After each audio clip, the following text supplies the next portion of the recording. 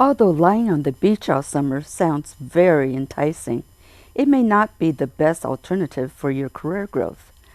Our guest today tells us how we can make the most of our summer months by combining work and play. I'm Grace Trafton of The Better Part. Stay tuned.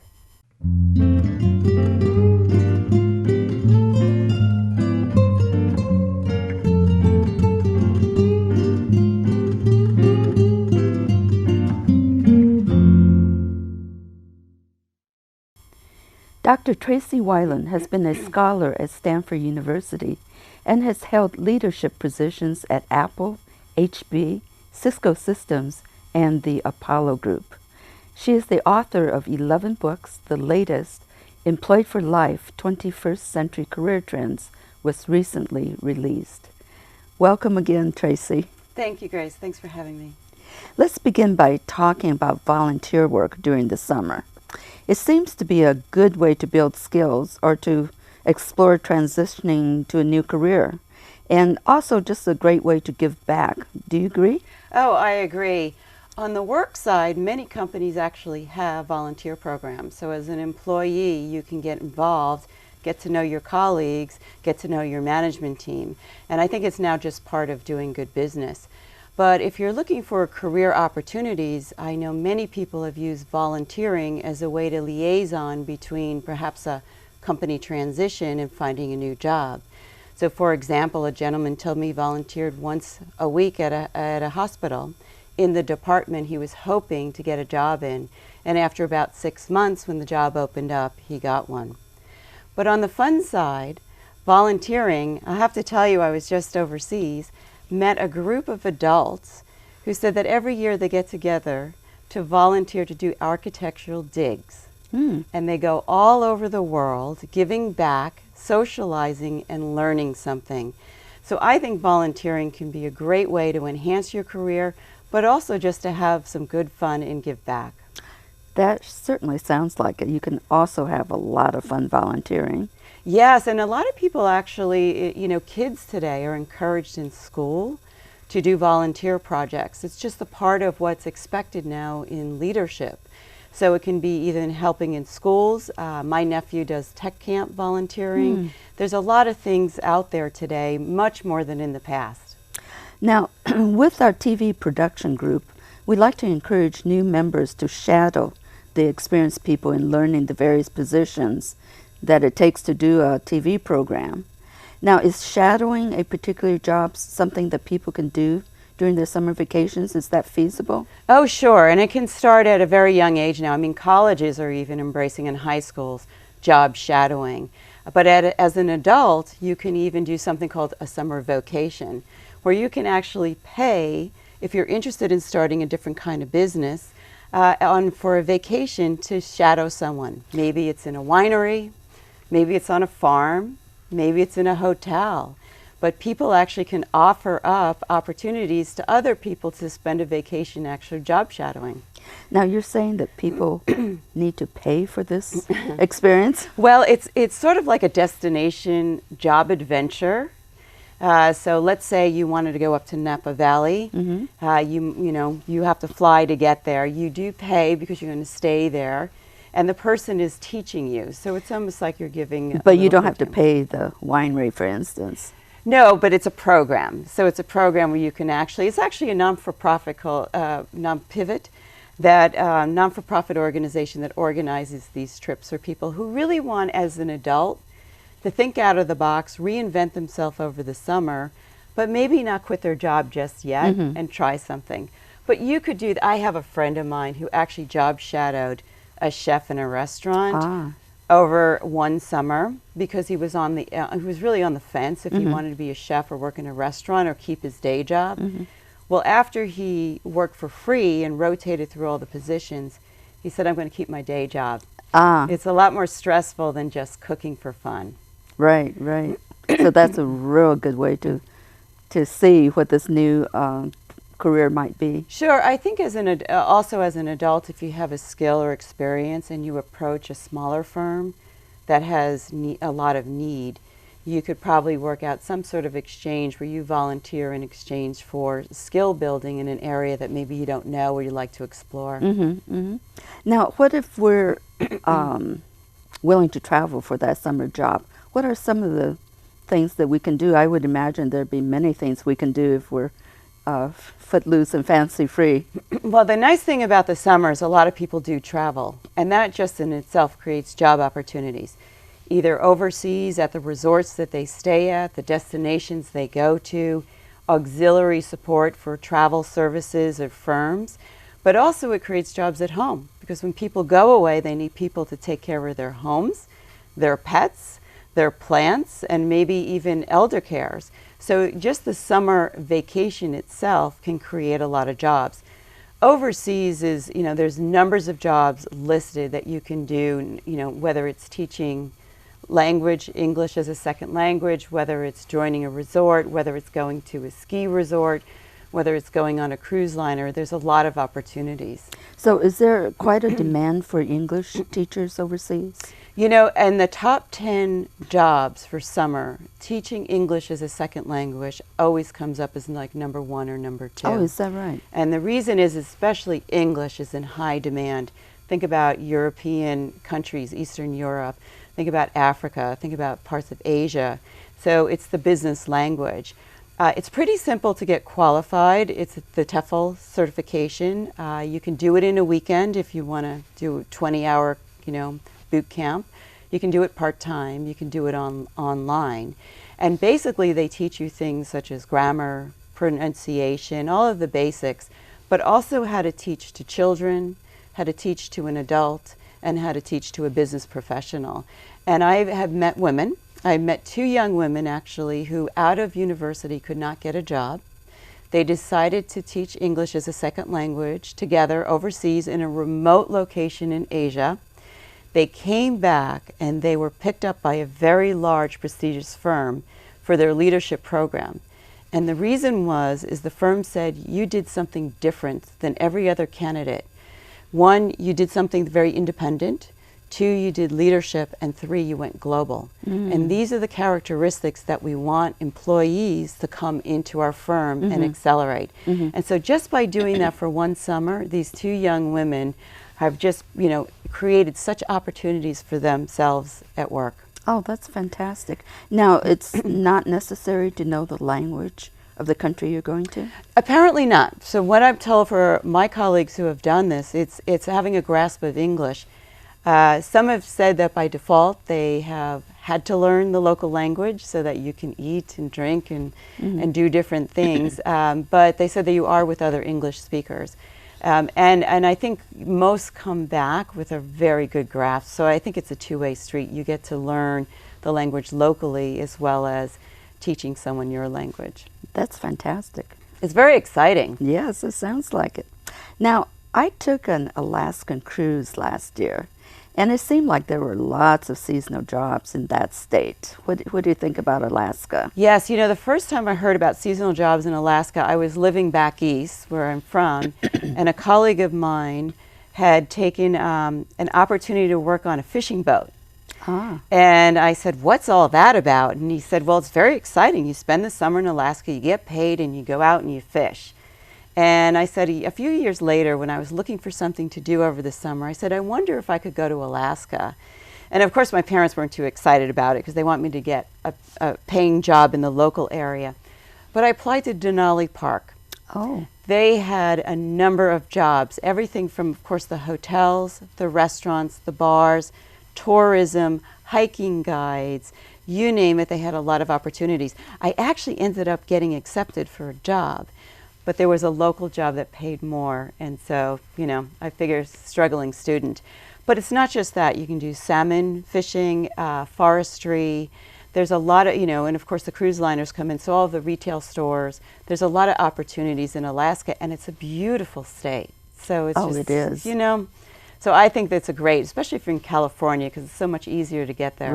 Right. It definitely is a beautiful state. But what kind of qualifications do you need for some of these positions? Like, for instance, if you just enjoy fishing, to be a fishing guide, what qualifications do you need? So when I applied, here was the recommendation to me, is align your skills and experience with a position. I had always worked every summer in high school as a waitress in diners, local diners, and I babysat a lot. So I applied for anything that required either restaurant or bar, or things that involve kids, because I said I have experience in these two areas. The job I eventually got positioned for was bartender, which I thought would have been a lot of fun, quite frankly, because of the tips, and it was, you know, you get to meet a lot of people. And that's what they really advise, is if you have a skill or experience in a certain area, match that, or you've done volunteer work in an area, try to match that and show that you're more viable for that job than maybe the other people applying.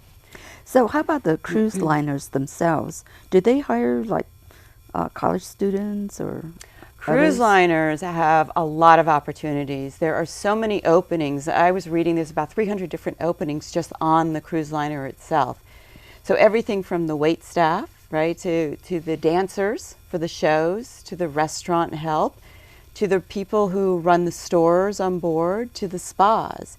And the recommendation is pretty much the same, is if you can show that you have an affinity or some background in a position on the cruise line that matches something that they have open, you probably have a better shot. They also recommend if you have CPR or life-saving skills, this could give you a bump up. What I like about it is I've actually met adults who actually spend their time on cruise liners giving lectures and seminars. A lot of teachers. So they don't necessarily get paid, but they get room and board, and they get the opportunity to go see different destinations in exchange for hosting a seminar, perhaps teaching someone Mahjong, right? I mean, there's really consumer type of seminars on board the ship, and it's a way that you can enjoy your summer without, you know, and also have a vacation, a working vacation. That sounds like a fun thing to do for the summer. Yeah, it's actually, I mean, so I've met people who actually are planning to retire fully on a cruise liner. Wow, that's because it's efficient. You think about it, you have health on board, food on board, people on board, and you could keep active. fantastic. Something to think about during our retirement years. Yes. Now, let's look at the techies, of whom there are many here in Silicon Valley. So they don't want to get behind on their skills during the summer months. What are some of the things available that's low cost or no cost to keep up to date on all the technical developments? Sure. So that's me. Every summer I scope out a technology because I am not natural with technology, so I have to continue to work at it. So Apple, free seminars, workshops, stores. Microsoft, I get one-on-one tutoring. You can go once a week. It's about $1 for a class. Really? Yeah, you can learn anything that they have in the store. I went down to learn first PowerPoint. Then I went back to learn about video editing for some of my presentations. I'd like to do video creation. I think that's the next thing on my bucket list for technology. I have friends who do a lot of the technology meetups in the local area. You can always go online and try. I tried the Code Academy. I failed, but that's okay. I realize I'm not a coder. But now there's the App Academy, so you can go out and learn how to make an application. And there's adult ed. There's adult ed in community colleges. And I have colleagues who have actually done social media boot camps to really help their businesses. A lot of my women colleagues actually have businesses, and social media is a way that you market or communicate. And they wanted to get fast track on that, and they went to a social media boot camp over the summer. Oh. Now, how long are these courses? They're all different ranges, right? You can do the weekend boot camp, or you can do 6-week courses, or if you go to Stanford, they have summer programs. Adult ed have short courses, and community colleges might do a whole semester. So it's really up to you, and don't forget there's always online. You can find anything online on YouTube and do a tutorial. Now tell us more about MOOCs. I've been hearing about that lately. MOOCs, massive online courses. In the local area, you might have heard of Udacity, Coursera, edX. These are university programs. It really started years ago of how can we get education out to the masses at a very low cost, because it is very expensive to have college degrees. And so these MOOCs really offer on a massive level online university and college courses. A lot of them are through collaborations with MIT and Stanford, or it might be courses very specific, like in Udacity, it might be engineering courses or technology courses. I, as a participant, can take it for free. I don't get credit unless maybe I'm aligned with a college who has agreed to credit, but it gives me an opportunity to learn something and take a college class. So, how about the jobs that are online? I imagine there's lots of possibilities there. There are. So if you're homebound or you can't go away over the summer, think about your skills. But you know, if you're a teacher, you can tutor, do exam tutoring. If you're a blogger, you can blog and do social media. If you don't have, you might want to check with the airlines. They have a lot of home-based people who do call centers and online chat, retail, travel, flowers. I mean, you name it, everything now is online, and a lot of it can either be done from home or through call centers or different locations. So I think online is a booming area for jobs.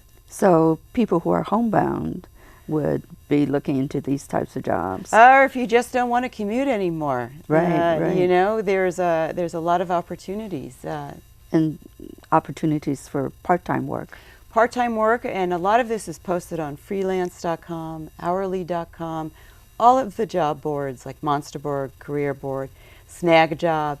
All of these different job boards have part-time opportunities. And then there are job boards just dedicated, like hourly.com. You just want to work for a couple of hours a day. So are these job boards both for adults and also for college students? So college students increasingly have their own specialized job boards. So I would always encourage the college student to ask the university or their career center, what are the hottest job boards, or look for it online, because there are groups now that specialize in hosting jobs just for college students, internships, and job shadowing.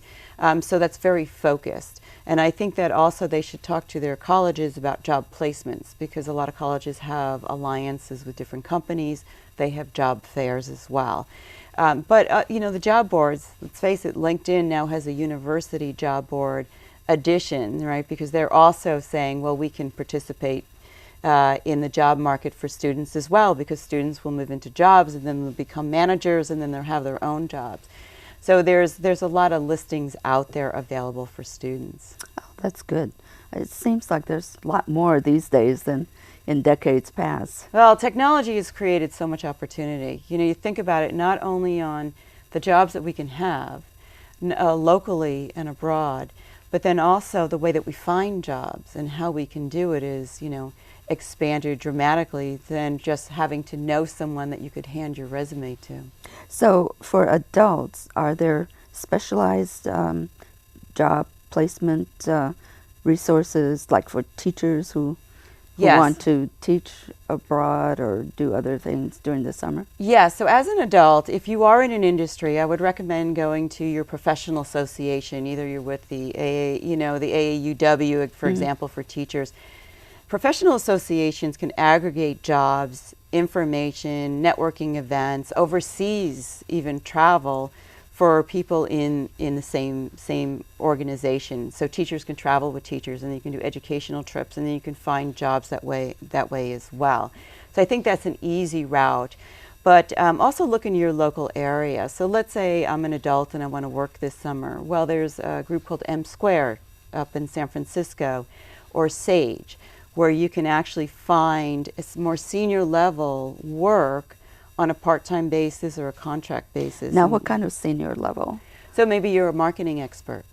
So you put in all of your credentials, your resume pretty much, and say that, you know, you check off if you're looking for full-time, you're looking for part-time, you're looking for hourly work, so that they try to match more skilled adults with demand, you know, openings that are on demand. Of course, technology is always in demand. but project managers, there's different kinds of roles. So it is an entry-level opportunity. It's someone who's like mid-career. And so they're temporary and part-time. Yes, and actually there's even job sites out there. There's sites for everything now. For flex execs, so flexible working for executives who might be in the middle of a transition or wanting only to work part-time. And there are things for moms. It's like 10 to 2, right? So when mom has a break and she wants to work from 10 to 2, there are job sites that just cater to mothers or professional mothers who are maybe raising children. So if you look, I think the more you target where you look and what you're looking for, the more you can hone in on the job board or the service that can get you closer to what you want to do. And are most of these services free? Yes. So I think when you're working with an outplacement type of organization like Sage or M Squared, it's probably built into their cost to the client, so their markup for matching you to. But job boards are free. And tell us some tips for a good resume. Resumes have changed, and I think it's really important for people to understand how they've changed. In the past, we used to state an objective of what we wanted to do and tasks. This is what I did. I know how to write a letter, or I know Excel, or I know that. That is the resume of the past. The resume of today is all about, that resume is your PR, your press piece. It's your ad for yourself, which means in one page, I have to give you a lot of results and a lot of excitement on why you want to hire me because of the possibilities and the results that I can bring to your organization. So instead of an objective, it's really a summary. The sizzle headline of what I am. I am a project manager who can manage large-scale, million-dollar projects, over in a quick time and bring results, and here's how. And giving examples of how either you've increased profits or decreased costs or created efficiencies. So what you can contribute to the company. Day one. Companies want to know when you walk in the first day of my company or my organization that you can produce results, and you're highly productive on that day, and how are you going to be productive? So these candidates who say, well, I need this job because, that's not a good approach, is it? No. In fact, I encourage people when they interview that they should have a long list of questions, intelligent questions, meaning go out to that company or organization's website and know everything on it. Know the organization, know the people, watch those videos, see what the culture of the firm is. Even places like Google actually have videos explaining the interview process, what it's like to work there, what they expect of you. You should not walk into an interview cold. Once you have all that, have a list of intelligent questions and make sure that you practice a lot of questions yourself. You can go out on a website and see hundreds of job questions that companies will ask, even down to the specific company. Knowing what IBM is going to ask you, or Apple, or a Facebook, or a small firm, right? What they're going to ask you, and have prepared soundbite results in tangible metrics. Yes, I increased sales by this amount, and here's how I did it. I decreased costs by this amount, and here's how I did it. So interviews are very two-way exchanges, and both the interviewer and the interviewee can benefit from it. Now, how soon should we be applying for a summer, either a job or volunteer work or shadowing? How soon do we have to get started? When I was growing up, people would start at least 6 to 8 months, and I hear about students starting, like for example, in their junior year, they're positioning for their senior year. So my recommendation is it's never too early to start. It could be too late to start. So don't wait until May or June, because there'll be, the early bird gets the worm. There are going to be people out there who have already positioned themselves and have secured internships and job shadowing. So I would lay the seeds. Now, if you are in an internship or job shadowing for one summer and you want to do that again, let that employer know, that you want to come back, because that's, you know, half the battle is Right. getting it. Now keep it there and say, I'd like to come back next year, but I'd like to do more. You know, are there other places in your firm that I could rotate to, because I could see this as a potential career opportunity. So how about for the adults who are looking for temporary summer work? So for the adult finding temporary summer work, you know, I met a lot of skilled adults who are out of work. I'll give you 3 examples. One is I met a nurse. It's very interesting because nurses are always in shortages. But what nurses will tell you is that the shortage may not be where you live. So you may be a specialist in one area, but there's a lot of people in the same area. So there's a concept called traveling nurses. They actually don't travel. It's firms who will place skilled nurses in locations around the U.S. that have shortages in your skill set. And actually there's a lot of demand. So if you're interested in keeping up your skills in nursing and maybe even exploring living in maybe in the Midwest or maybe in the South, I would look at something like a traveling nurse. If you're a teacher, you know, the summer can be your oyster for finding different opportunities, Right. either here or abroad. I met adults who have decided to be truck driver for the summer. There's Really? high demand. You do need a special license. Right. I've met others who have done Uber and Lyft, just as a transition. They also use it as networking. They're always talking to, you know, especially in Silicon Valley, a lot of people use Uber and Lyft. The last area was in oil. Now, oil is in transition right now because the rates are down, but I have met people when the supply in one area is high and the demand in their area is low, they have actually gone on oil rigs, excursions. There's always a demand somewhere, whether it's Alaska. Doesn't that take specialized skills? Specialized skills. So these are adults who have skills in certain areas. So I would look and say, what are my skill sets? What do I have? There are volunteer organizations like SCORE, where past executives can volunteer their time for companies. As I mentioned, there's always demand in healthcare and schools. Non-for-profit, I met a gentleman who was in transition as a vice president. He immediately volunteered for his alma mater on a school board to keep active, and I think he volunteered to be treasurer, so he would keep up his financial background. So there's a lot of opportunities out there.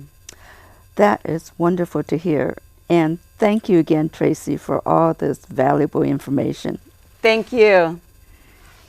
Thank you for tuning in today. Please remember to watch our programs on YouTube and Roku. See you again next week on The Better Part. Bye-bye.